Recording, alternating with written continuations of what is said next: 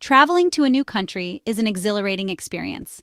The unfamiliar smells, colors, sounds, and faces create a sensory whirlwind that immerses you in a new world. At the heart of many of these experiences are the local markets and shops, bustling hubs where culture comes to life. But as exciting as these encounters are, one hurdle stands tall for many travelers: the language barrier. Whether you're strolling through a street market in Bangkok, navigating a souk in Marrakesh, or browsing a boutique in rural France, the ability or inability to communicate can dramatically shape your travel experience. The language barrier doesn't just create awkward moments, it can impact everything from your ability to get a fair price to your understanding of local customs and your overall sense of safety. Let's explore how language barriers affect your experience in foreign markets and shops, and what you can do about it. Subscribe for more adventures. First impressions lost in the crowd. Your first step into a foreign market is often a sensory overload. Music blasts, vendors shout their offers, and a mixture of aromas wafts through the air. If you don't speak the local language, all of this can feel more chaotic than charming. Instead of hearing fresh mangoes, 2 for 1, you hear indecipherable shouting that can feel intimidating or overwhelming. Without understanding what's being said around you, you miss out on context. Are people joking, bargaining, warning others about pickpockets? The language barrier means you're operating with less information, and that affects your comfort level right from the start. Bargaining battles. Haggling is a cultural staple in many markets around the world. In countries like Turkey, Mexico, or Egypt, bargaining isn't just a way to save money, it's a social ritual. But if you can't speak the language, negotiating a price becomes tricky and even uncomfortable. Without knowing the local terms for numbers, currency, or basic bargaining phrases, you're at a disadvantage. Sellers may quote higher prices, assuming you won't challenge them. Worse, miscommunication can lead to frustration on both sides. You may walk away feeling like you paid too much, while the seller may think you are being disrespectful or uninterested. There's also a risk of unintentionally offending someone. In some cultures, hard bargaining is expected. In others, it's seen as rude. Language barriers mean you often miss those subtle social cues. Mistranslations and misunderstandings. One of the most common issues travelers face is the simple act of asking for what they want. Whether you're trying to buy an ingredient, a souvenir, or even just bottled water, a mispronounced word or an incorrect phrase can completely change the interaction. You might be looking for sugar and accidentally ask for salt. You might point to a dish thinking it's vegetarian, only to find it filled with meat. You might be trying to say thank you, but end up saying something mildly inappropriate due to a slight mispronunciation. These little misunderstandings can be funny in retrospect, but in the moment, they can lead to frustration or embarrassment.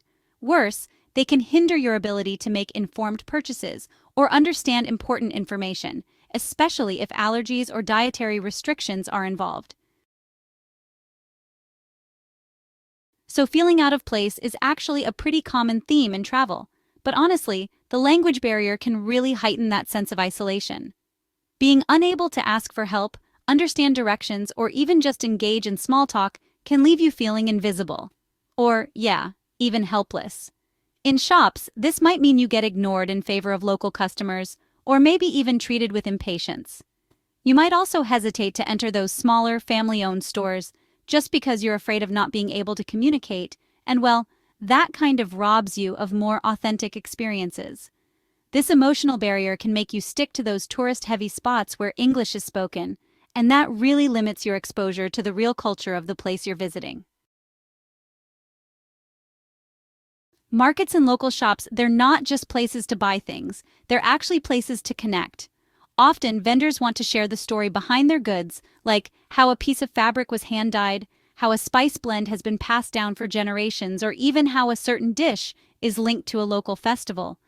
But, when you don't speak the language, you miss out on those rich cultural insights. What could have been a deep cultural exchange just becomes a simple transaction. You leave with an object, but not the story behind it.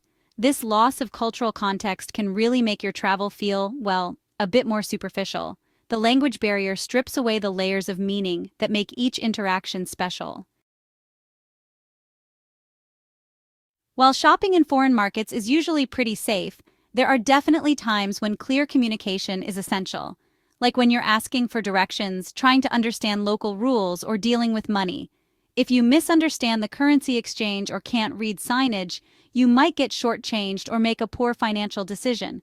And honestly, in cases of emergency or confusion, not being able to explain yourself can quickly escalate a minor issue into a stressful ordeal.